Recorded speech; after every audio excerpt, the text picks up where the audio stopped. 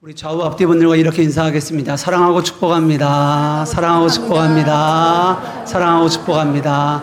우리 한 번 더 이렇게 인사하겠습니다. 잘 오셨습니다. 잘 오셨습니다. 잘 오셨습니다. 한 기관에서 교회 다니는 성도님들을 대상으로 설문조사를 했습니다. 설교에 대한 설문조사였는데요. 성도님들은 어떤 설교를 듣는 것이 좋습니까? 목사님의 설교 중에 어떤 설교가 듣기에 좋으십니까? 라는 질문이었어요. 그랬더니 첫 번째가요, 축복에 대한 설교가 첫 번째였습니다. 자녀가 복을 받고, 가정이 복을 받고, 직장에, 사업장이 복을 받는 이러한 설교를 싫어하는 사람은 없겠죠. 두 번째는 무엇이 나왔는가? 우리에게 위로를 주는, 또 힘을 주는 그런 설교가 두 번째가 되었습니다. 마음의 위로를 받고 자신의 아픔과 상처를 헤아려 주는 설교, 또 우리의 연약한 육신의 치유와 회복을 위한 설교. 이 설교가 성도들이 듣기 좋아하는 두 번째로 나왔습니다. 그러면 또 다른 질문이 있었는데요. 설문조사에 이런 질문이 있습니다. 여러분에게 가장 부담이 되는 설교는 무엇입니까? 그랬더니 첫 번째는요, 회개를 촉구하는 설교가 나왔습니다. 우리의 죄를 지적하고 또 회개를 촉구하는 설교를 들을 때마다 마음이 부담이 되어서 그 설교를 듣는 것이 너무나 힘들고 어렵다. 이런 결과가 나온 거죠. 그리고 두 번째로 듣기 어려운 부담이 되는 설교가 무엇인가? 그것이 전도에 대한 설교라고 나왔습니다. 편하게 예수님 믿고 그렇게 교회 다니고 싶은데 전도에 대한 설교를 들을 때마다 몸과 마음이 부담이 돼서 듣기가 어렵다는 거죠. 이렇게 회개를 촉구하는 설교, 또 전도에 대한 설교를 성도님들이 부담스러워한다. 이런 설문 결과가 나왔습니다. 어떠십니까? 여러분들은 어떠세요? 사실 저도 축복에 대한 설교, 위로를 주는 설교를 하는 것이 저도 좋습니다. 저도 편해요. 저도 말씀을 준비하고 또 전하는 자리에 서 있지만 가장 어려운 설교가 회개를 촉구하는 설교, 또 전도에 대한 설교, 또 헌금에 대한 설교, 이런 것들이 저에게도 가장 어렵습니다. 근데 저도 전하는 자이지만 동시에 여러분과 같이 말씀을 듣는 청중으로 이 자리에 서 있어요. 그리고 제가 이 자리에 서 있는 것은 하나님께서 저를 이 자리에 하나님의 말씀을 대언하라 세워주신 자리입니다. 그렇기 때문에 저는 전해야 하는 거예요. 저도 눈치가 있습니다. 제가 성도님들이 듣기 어려운 설교를 하면 성도님들의 아멘 소리도 작아지고요. 그리고 시선도 잘 마주치지 못하세요. 그리고 그것이 저도 느껴집니다. 근데 저에게는 설교자로서 갖는 거룩한 부담감이 있습니다. 사람을 위한 말씀이 아니라 하나님의 말씀이 선포되어져야 한다라는 그런 부담감이에요. 그래서 어렵고 부담되지만 오늘은 전도에 대한 설교를 나누려고 합니다. 오늘 본문은요, 이스라엘이 남과 북으로 나뉘어졌을 때, 분열 왕국이 되어졌을 때의 이야기입니다. 아람이라는 나라가 북이스라엘을 쳐들어오게 됩니다. 많은 군대를 이끌고 그 사마리아 성을 전체를 둘러싸 버려요. 그래서 아무도 성 밖으로 나가지 못하게 됩니다. 그러니까 어떤 물자도 안으로 들어올 수가 없으니까 갑자기 전쟁이 일어났지 않습니까? 그러니까 먹을 것도 조금씩 사라지는 거예요. 비축되었던 것들이 사라지는 겁니다. 그러면서 그때부터 정말 지옥이 이럴까 싶을 정도로 그 성 안에서 처참한 상황들이 일어나게 되는데요.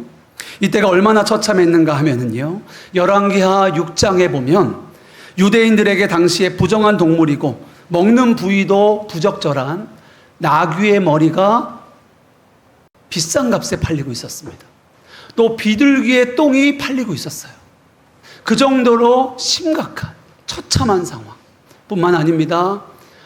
어미가 아이를 삶아 먹는 그런 상황에까지 처해졌던 때가 바로 그때였습니다.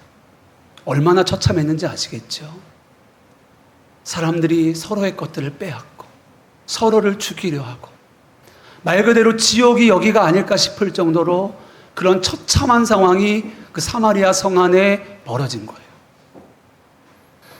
이렇게 북이스라엘은 성중에 갇혀서 버텨야만 하는 상황이고 굶주림은 계속되고 있는 정말 지옥과 같은 상황이 오늘 말씀의 배경이 됩니다. 사실 오늘 말씀은요, 그 절망적인 상황 가운데서 하나님께서 엘리사 선지자를 보내세요. 그리고 예언하십니다. 그리고 그 예언대로 사마리아 성에 구원이 임하는 놀라운 사건을 성경은 기록하고 있습니다. 근데 오늘 우리가 조금 더 주목하여 보고 싶은 것은요, 이런 때에 사마리아 성문 어귀에 있던 나병 환자 4사람이에요. 이들은 나병 환자이기 때문에 성 안에 있을 수 없는 사람이었습니다. 그들은 성문 어귀에서 그들도 굶주림에 신음하고 있었어요. 그들에게 누가 먹을 것을 주었겠습니까? 그렇게 이들도 굶주림 가운데 있다가 한 가지를 생각하게 되는데요. 어차피 우리는 나병 환자니까 성 안에 들어가도 배척을 당하고 쫓겨날 테니까, 환영받지 못하니까, 그렇다고 이 자리에 있는다고 하더라도 살 소망이 없는 거예요. 굶어 죽을 수밖에 없는 상황이니 우리가 성 밖으로 나가자. 우리가 성 밖으로 나가자 그들이 결정을 합니다. 그들의 마지막 선택한 것이 차라리 적군인 아람 군대에게 투항하자라고 생각을 한 겁니다. 가서 죽으나 여기서 죽으나 어차피 죽는 것은 매한가지니 가서 그들이 우리를 살려주면 사는 것이고 그들이 우리를 죽여도 여기서 죽으나 저기서 죽이나 똑같이 죽는 것이니 나가자. 그들이 그렇게 결정하고 나가게 되는 거예요. 그때가 해질 무렵이다라고 성경은 말하고 있습니다. 그렇게 아람 진영으로 다가가고 가까울수록 그들이 얼마나 긴장이 되고 두려웠겠습니까? 그런데 그들이 아람 진영에 가게 됐는데요. 말도 안 되는 광경이 벌어집니다. 아람 군대의 진영에 한 사람도 없는 거예요. 아무도 없는 겁니다. 진영이 텅텅 비어 있는 거예요. 이것이 어찌된 일인가? 이것은 하나님께서 아람 군대를 물리치신 것이었죠. 물러가게 역사하신 거예요. 밤중에 아람 군대가 어떤 소리를 듣게 되어지는데요. 아람 군대가 그 소리를 듣고 생각하기를 지금 이스라엘 군대가 우리에게 쳐들어오는구나. 주변의 나라들과 연합하여서 우리를 쳐들어오는구나 라고 생각하고 그들이 두려워져서 밤중에 떠나게 된 거예요. 밤중에 도망하게 된 겁니다. 급하게 떠나다 보니까 아무것도 가져가지 못하고 그들의 몸만 빠져나간 거예요. 그러다 보니까 모든 물자와 식량들이 그대로 거기에 남아있는 거죠. 그렇게 나병 환자들이 졸지에 횡재를 하게 됩니다. 장막에 들어가 보니 먹을 것이 풍족하게 있어요. 뿐만 아니라 은과 금과 또 입을 옷들과 이러한 전리품들이 있는 겁니다. 그래서 집은 나병 환자들이 이게 무슨 일인가 싶어서 이곳에 올 때에는 죽으면 죽으리라는 그런 마음을 가지고 심정을 가지고 왔는데 죽기는커녕 말도 안 되는 복을 받은 겁니다. 배불리 먹고 또 거기에 전리품들을 숨겨놓고 잠깐 쉬고 있던 그때에 나병 환자들의 마음속에 성 안에 있는 사람들이 생각이 납니다. 그리고 이들이 서로 이렇게 말하기 시작합니다. 이 아름다운 소식을 전하여야 하겠다. 이 아름다운 소식을 전하지 않으면 우리에게 벌이 있을 거다. 오늘 본문 열왕기하 7장 9절 말씀 우리 같이 한 목소리로 읽겠습니다. 시작. 나병 환자들이 그 친구에게 서로 말하되 우리가 이렇게 해서는 아니 되겠도다. 오늘은 아름다운 소식이 있는 날이거늘 우리가 침묵하고 있도다. 만일 밝은 아침까지 기다리면 벌이 우리에게 미칠지니 이제 떠나 왕궁에 가서 알리자 하고. 아멘. 아까 제가 이들이 아람 진영으로 떠날 때에 성문에서 떠날 때가 해질녘이라고 말씀을 드렸죠. 그들이 아람 진영에 도착했을 때는 아마도 밤이 되었을 겁니다. 그리고 그들이 거기에서 먹을 것들과 전리품들을 취하고 쉬고 있을 때는 아마도 한밤중이었겠죠. 깊은 밤이었을 겁니다.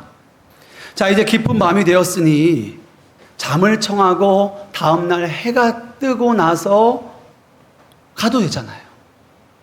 그때 이스라엘 사람들에게 가도 되잖아요. 그런데 이들이 마음 가운데 어떤 생각을 하게 되느냐?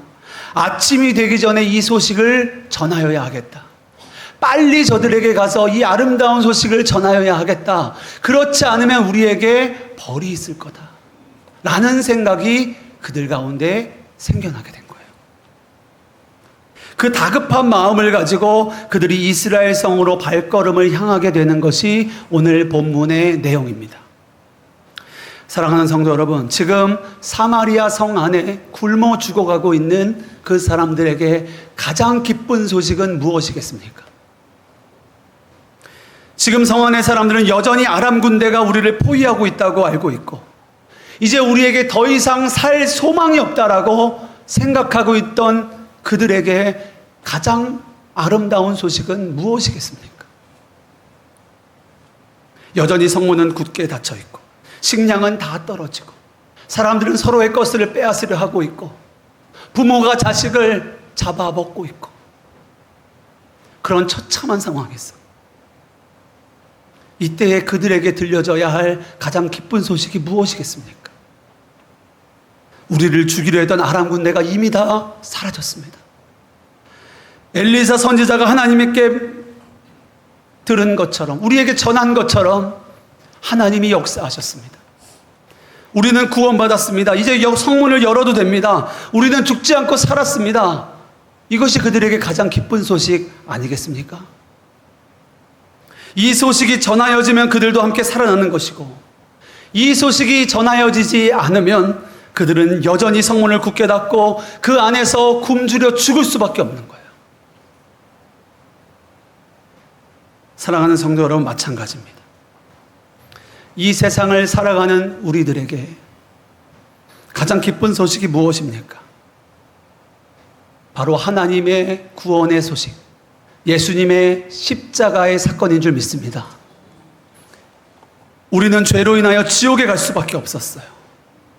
하나님과 우리의 사이는 죄 때문에 단절이 되었습니다. 우리는 하나님을 알지도 못하고 하나님께 나아가지도 못해요. 그런데 하나님께서 우리가 여전히 죄 가운데 있었을 그때에 하나님의 아들 예수님을 이 땅에 보내십니다.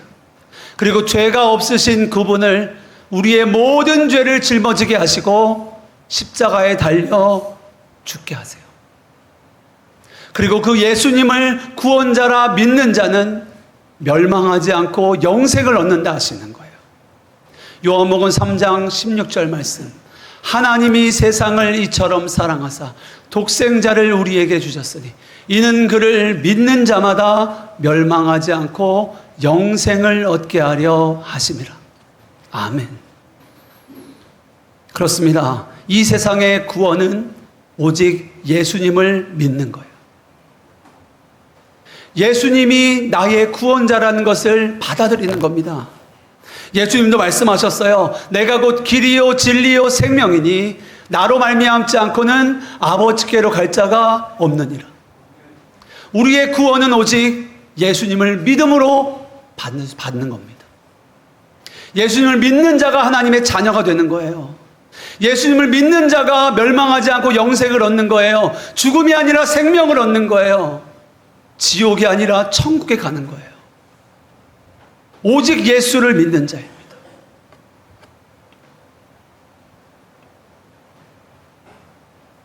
오늘 성 안에 있는 사람들에게 구원받은 유일한 길은 성 밖에 있는 나병 환자가 그 아름다운 소식을 전하여 주는 거였어요.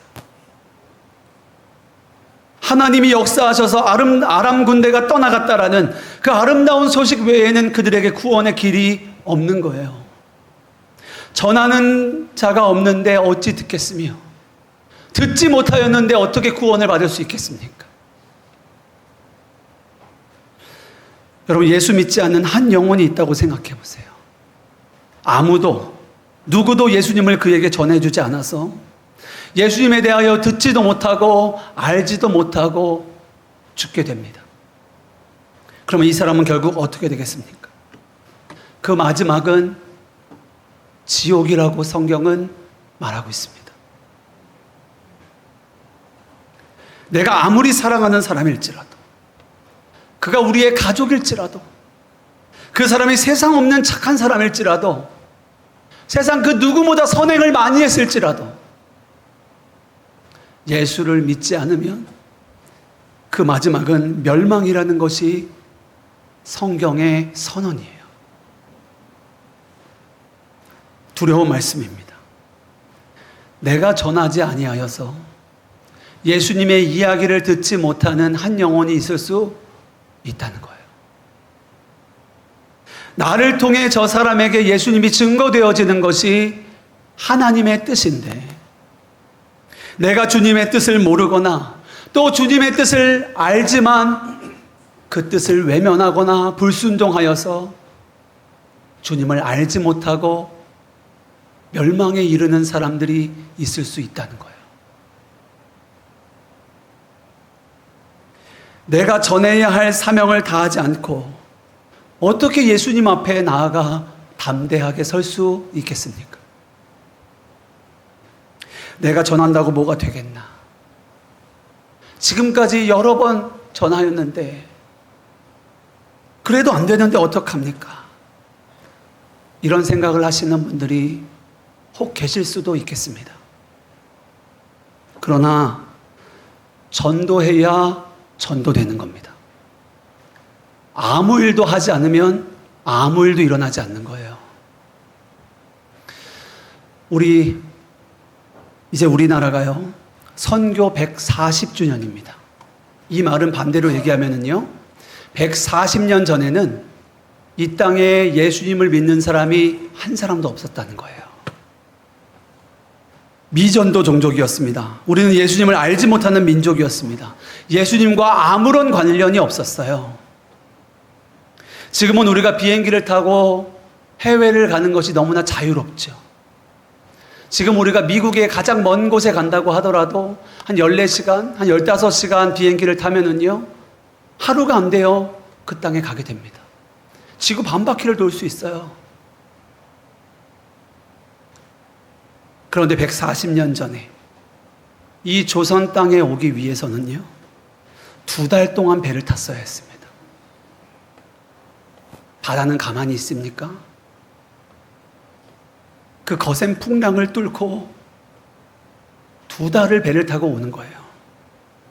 이 나라에 도착할 수 있을지, 도착지에 정확하게 갈 수 있을지도 확실하지 않아요. 혹 조선 땅에 도착하더라도 다시 돌아갈 생각을 하는 것이 쉽지 않습니다.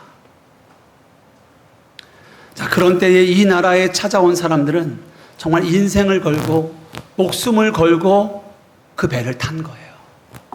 그리고 그 바다를 건넌 겁니다. 그리고 이 나라를 찾아온 거예요. 여러분, 양화진에 있는 외국인 선교사 묘지, 거기에 가보신 분 계십니까? 안 가보셨다면 꼭 가보세요. 한국인보다 한국을 더 사랑한 외국인 선교사님들의 무덤이 거기에 있습니다. 15개국 417명의 외국인이 거기에 묻혀 있어요. 그 중에는 2세 아이, 3세 아이의 무덤도 있고요. 태어나자마자 죽은 태아의 무덤도 있습니다. 가족의 무덤도 있어요. 한 분 한 분의 이야기가 너무 특별한데요, 제가 한 분의 이야기만 여러분들에게 전하겠습니다. 루비 캔드릭이라는 여자 선교사님이세요. 이분이 미국 텍사스주의 기독교 가정에서 태어납니다. 그리고 그녀가 1905년 22살에 선교사로 지원하고 조선이라는 땅을 마음에 품게 돼요. 그런데 나이가 너무 어리다고 2년 동안 선교사 훈련을 받게 합니다. 그리고 1907년 드디어 남감리교에 파송을 받아 조선 땅을 밟게 돼요. 그때가 24살의 나이입니다. 그녀가 조선 땅에 개성의 9월에 와서 부모님께 보낸 편지의 한 부분을 제가 읽어드리겠습니다. 조선은 참 아름다운 곳입니다. 모두 하나님을 닮은 사람들 같습니다. 선한 마음과 복음에 대한 열정으로 보아 아마 몇십 년이 지나면 이곳은 주님의 사랑이 넘치는 곳이 될 것 같습니다. 복음을 듣기 위해 20km를 맨발로 걸어오는 어린아이들이 있습니다. 그들 안에 계시는 하나님의 사랑이 느껴져 오히려 제가 위로를 받습니다. 조선이라는 나라는 외국인을 죽이고 기독교를 증오한다는데 왜 굳이 그곳으로 가느냐라며 부두에까지 나오셔서 말리던 부모님이 자꾸 눈앞에 아른거립니다. 어쩌면 이 편지가 마지막일 수도 있습니다. 저는 조선 땅에서 작은 씨앗이 되기로 결심했습니다. 제가 씨앗이 되어 이 땅에 묻히게 되었을 때 아마 하나님의 시간이 되면 이곳에는 수많은 꽃이 피어나고 또 그들도 여러 나라에서 씨앗이 되고 꽃을 피울 것 같습니다. 저는 이 땅에 저의 심장을 묻겠습니다. 바로 이것은 조선에 대한 제 열정이 아니라 하나님의 조선을 향한 열정이라는 것을 알기 때문입니다. 정말 귀한 선교사님이시죠. 그런데 그런 그녀가 1907년에 조선 땅에 왔어요. 그리고 그 다음 해인 1908년 급성 맹장염에 걸립니다. 그리고 수술을 받는 도중에 죽게 돼요. 그녀가 조선 땅에 온 지 9개월이 되던 때입니다. 꽃다운 나이 25살에 자신과 조금도 상관이 없는 조선이라는 땅에 와서 그 나라를 위해 목숨을 걸고 배를 타고 복음을 전하다가 순교한 루비 캔드릭 선교사님. 정말 불쌍한 인생 아닙니까? 인생을 낭비해도 이런 낭비가 어디 있습니까? 25살이에요. 하나님은요? 죄송합니다. 하나님도 너무하신 거 아니에요? 지금 이 선교사님이, 이 여인이 다른 일 하려고 여기 온 겁니까? 어떻게 그렇게 죽게 놔두실 수 있냔 말이에요. 여러분, 그런데요, 하나님은 이 루비 캔드릭 선교사님의 죽음을 가장 선하게 사용하십니다. 루비 캔드릭 선교사님이 죽기 전에 유언을 남기세요. 그 유언의 내용이 이렇습니다. 내가 혹시 죽거든 텍사스 교회 청년들에게 10명, 20명, 50명씩 조선으로 와달라고 편지해 주세요. 라고 유언을 남깁니다. 그리고 그가 죽게 돼요. 이 유언이 텍사스에 있던 그녀가 다니던 교회에 전해집니다. 그 소식을 듣고 그 즉시로 6명의 선교사가 자원합니다. 그리고 이후에도 20여 명의 선교사님들이 조선에 오는 계기가 되어져요. 여러분, 양화진에 가면은요, 루비 캔드릭 선교사님의 묘비 비석에 이렇게 쓰여 있습니다. 내게 1000개의 생명이 있다면 그 모두를 조선에 바칠 것이다. 이것이 그녀가 남감리교에 선교 편지를 보낼 때 써있던 구절이에요. 어떻게 그럴 수 있죠? 저 선교사님들은 바본가? 왜 그런 선택을 하지? 쉽지 않으세요? 여러분, 그런데 선교사님들의 마음속에 또 오늘 4명의 나병 환자들의 마음속에 이 아름다운 소식, 복음의 기쁜 소식이 전하여지지 않으면 안 된다라는 그 마음이 그들에게 있는 거예요. 저 성중에 죽어가는 영혼이 있는데 이 소식을 듣지 못하면 저들은 죽을 수밖에 없어요. 그러니까 지금이라도 빨리 저들에게 가야겠다. 이 한밤중에라도 저들에게 가야겠다라는 다급한 마음이 그들 안에 일어난 거예요. 여러분, 그 마음은 누가 주신 겁니까? 하나님이 주신 거잖아요. 선교사님들도 마찬가지입니다. 이 어두운 땅에 이 복음의 빛이 비추어지지 않으면 저들은 죽을 수밖에 없는데, 멸망할 수밖에 없는데, 내가 가야지. 내가 가야지. 그 마음으로 배를 탄 거 아니겠습니까? 그렇게 이 땅에 복음이 전해지기 시작한 거예요. 그게 불과 140년 됐습니다. 그리고 140년이 지났습니다. 지금 이 나라는 어떻습니까? 지금 우리는 어떻습니까? 우리가 어떻게 믿게 된 겁니까? 전하는 자가 있었기에 들을 수 있었고, 들었기에 믿고 구원받을 수 있는 줄 믿습니다. 루비 캔드릭 선교사님이 이 선교의 열매를 보셨을까요? 아니요. 그냥 9개월 만에 하나님 나라에 불려갔습니다. 이거 아무것도 못 봤어요. 그러나 140년 이후 하나님은 그녀가 심은 복음의 씨앗을 통하여, 선교사님들의 씨앗을 통하여 이 나라가 이렇게까지 하나님의 나라가 되어지게 역사하신 거예요. 모든 나라가 인정합니다. 140년의 짧은 선교 역사에 어떻게 이렇게 많은 선교의 열매가 맺힐 수 있는가? 다들 놀라는 거예요. 하나님이 아니시고는 설명되지 않는 놀라운 역사를 우리는 보고 있는 거예요.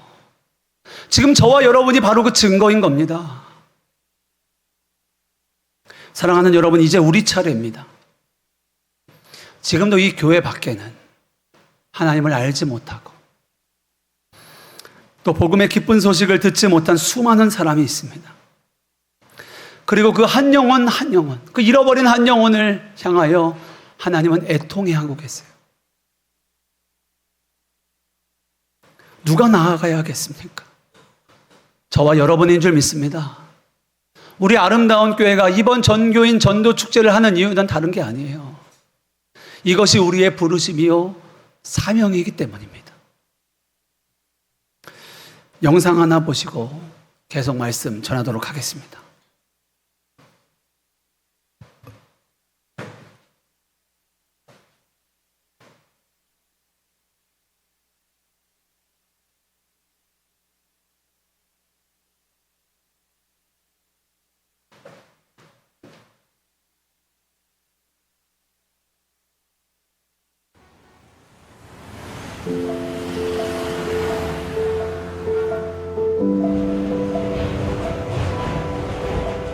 우리는 하루에도 수십 번씩 뉴스를 듣습니다.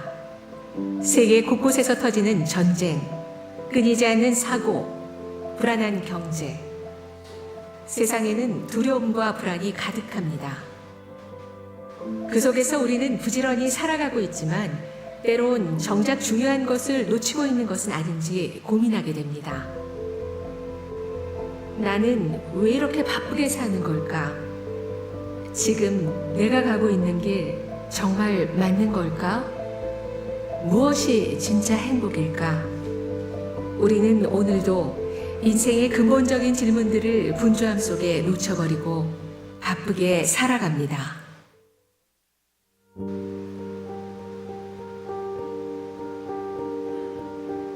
세상은 아름답지만 동시에 잔인합니다. 기쁨은 잠깐이고 상처는 오래 남습니다.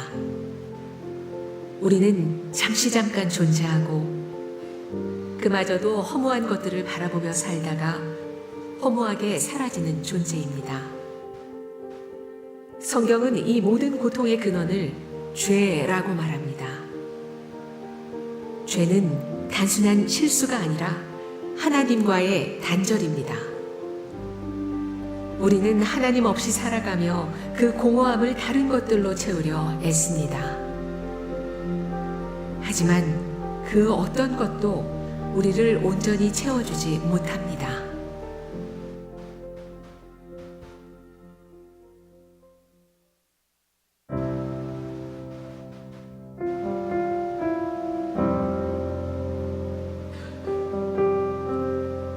하나님은 우리를 포기하지 않으셨습니다. 우리를 너무도 사랑하신 하나님은 자신의 아들 예수 그리스도를 보내셨습니다. 예수님은 우리의 죄를 대신해 십자가에서 죽으셨고 죽음을 이기고 다시 살아나셨습니다.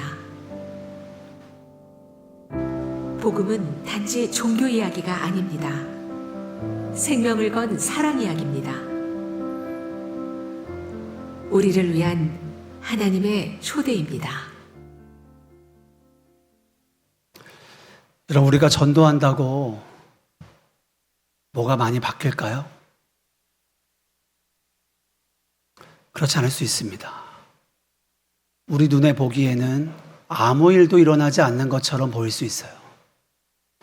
괜찮습니다. 그러나 우리의 전도를 통해, 우리의 순종을 통해, 우리가 심은 복음의 씨앗을 통해 하나님은 반드시 역사하시는 줄 믿습니다. 이것이 우리가 보고 있는 선교 140년의 증거요, 열매예요. 하나님은 반드시 그 전도의 열매를 거두십니다. 오늘도 복음을 전하는 전도자 한 사람 한 사람의 순종을 통해 하나님은 역사하고 계세요. 우리 아름다운 교회가 이 거룩한 일에 동참하기 원하는 거예요. 꼭 기억하십시오. 전도하면 전도됩니다. 전도하면 전도됩니다. 전도한다고 내가 열매를 보지 못할 수도 있어요. 그러나 하나님은 반드시 이루십니다. 하나님은 그 열매를 반드시 거두십니다. 우리가 전도하면 전파가 되는 것이고 전도하면 그 열매가 맺혀지는 거예요. 전도의 열매가 맺혀지지 않는 이유는 오직 하나, 우리가 전도하지 않기 때문입니다.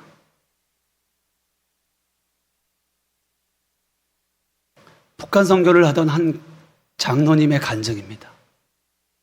이 장로님이 속한 선교단체는 북한 선교를 중심으로 하는데 사업하는 분, 건축하는 분, 교수, 의사, 또 여러 직업과 여러 국적을 가진 교포들로 구성된 선교단체였어요.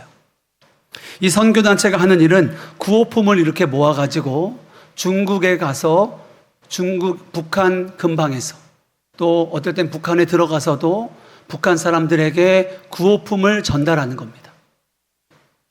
그런데 이 장로님이 선교지를 다녀올 때마다 기분이 상할 때가 너무나 많다라는 거예요.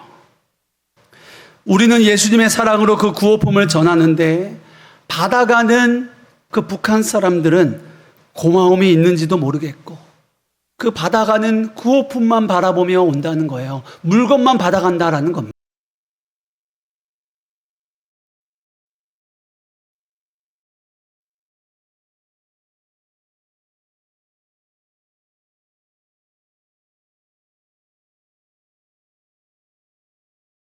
가서 나눠주고 있는데 또 그날도 북한의 한 관리가 와서 말도 안 되는 트집을 잡는 거예요. 그날따라 그 장로님이 그동안 참아왔던 것들이 터져 나오게 돼요. 말도 안 되는 생트집을 잡는 그 북한 관리에게 그동안의 모든 분노를 쏟아냈습니다. 그렇게 막 열을 내며 말을 하면서 그 관리의 얼굴을 보고 있는데 그 얼굴 뒤편에 울고 계시는 예수님의 얼굴이 보이시더라는 거예요.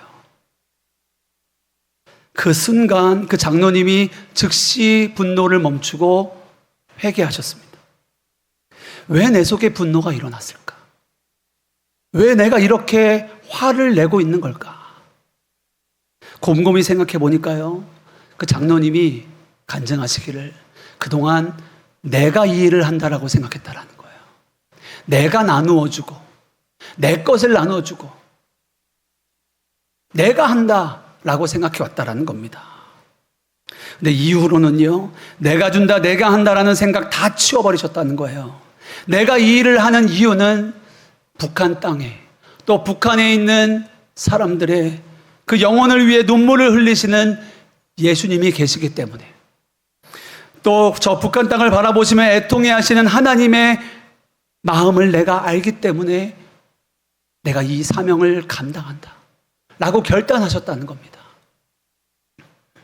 사랑하는 여러분, 우리도 마찬가지입니다. 우리가 세상에 나가도요, 세상은 우리를 반기지 않습니다. 그러나 그 거절감을 어려워하지 마십시오. 예수님께서 이미 그 모든 거절을 십자가에서 받으셨어요. 여러분을 무시하고 조롱하더라도 개의치 마십시오. 예수님께서 이미 그 조롱과 멸시를 십자가에서 당하셨어요.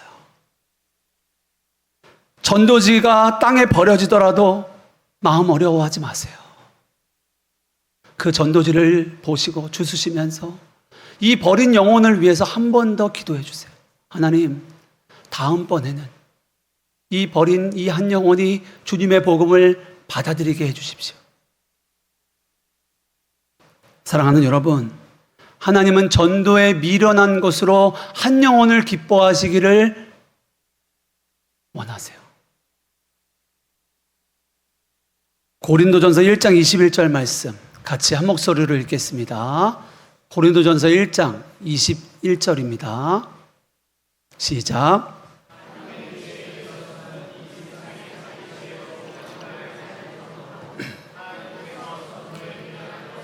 믿는 자들을 구원하시기를 기뻐하셨도다. 아멘. 여러분, 그렇습니다.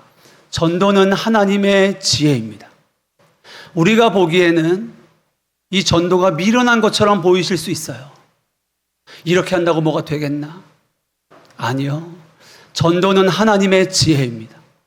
그리고 지금도 하나님은 전도를 통하여 한 영혼 한 영혼을 구원해 가고 계세요. 그리고 그 일을 위하여 하나님의 사람을 부르시고 보내십니다. 이것이 지금의 하나님의 역사예요. 전도는 하나님의 지혜입니다. 그래서 전도하면 전도되는 거예요. 말씀을 정리하겠습니다. 사랑하는 성도 여러분, 오늘 우리 아름다운 교회 전 교인이 세상으로 나가 전도할 겁니다. 이번 9월 우리가 전교인 전도 축제로 모여지게 돼요. 사실 이 전도의 사명은 이번 한 번만이 아니라 우리의 삶의 끝까지 감당해야 할 사명이지만 이번 9월 우리가 전도에 집중할 겁니다. 사도행전 1장 8절의 말씀을 붙들고 기도하고 전도하고 기도하고 전도하고 기도하고 전도하고 금요 성령 집회에 모여서 함께 기도하고 주일날에 함께 나아가 전도하고 그 일을 한 달 동안 집중하여 할 것입니다. 다른 것 하지 않을 거예요. 이것만 할 겁니다. 우리가 지난 금요 성령 집회 때 성령의 충만함을 구했습니다. 이제 성령에 충만하여진 우리는 세상으로 나가는 거예요. 꼭 기억하십시오. 하나님이 저와 여러분을 보내시는 거예요. 그리고 그냥 우리만 가라 하시는 게 아니라요, 우리에게 성령으로 함께 하시는 거예요. 또 성령의 권능을 우리에게 주시는 거예요. 오직 성령이 너희에게 임하시면 너희가 권능을 받아 복음의 증인이 된다 하셨습니다. 우리는 그 성령께 순종하기만 하면 되는 거예요. 로마서 10장 15절 말씀 우리 같이 한 목소리 읽겠습니다. 시작. 보내심을 받지 아니하였으면 어찌 전파하리요. 기록된 바 아름답도다. 좋은 소식을 전하는 자들의 발이여 힘과 같으니라. 아멘. 기억하십시오. 하나님이 여러분을 보내시는 거예요. 우리가 행사로 나가는 거 아닙니다. 하나님이 저와 여러분을 보내시는 거예요. 그리고 우리가 하나님의 아름다운 기쁜 소식을 전하는 발이 되어 세상으로 나가는 겁니다. 그 하나님의 마음으로 세상으로 또 한 영혼을 바라보며 전도하는 거예요. 지금도 멸망을 향해 하나님을 알지 못하고 살아가고 있는 하나님의 잃어버린 한 영혼을 향해 우리가 나아가는 거예요.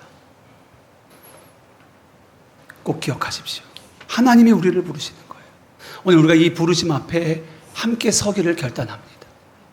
소망합니다. 하나님, 내가 전도자의 삶을 살겠습니다. 이 교회 밖에 내 주변에 내 이웃에 내 가족과 친지 중에 하나님을 알지 못하는 자들에게 내가 하나님을 전하겠습니다. 내가 예수님의 십자가의 복음을 전하겠습니다.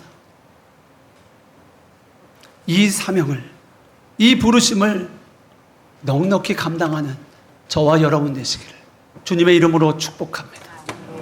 그렇게 결단하는 저와 여러분 되시기를 주님의 이름으로 간절히 축원합니다. 우리 함께 찬양하고 기도하겠습니다.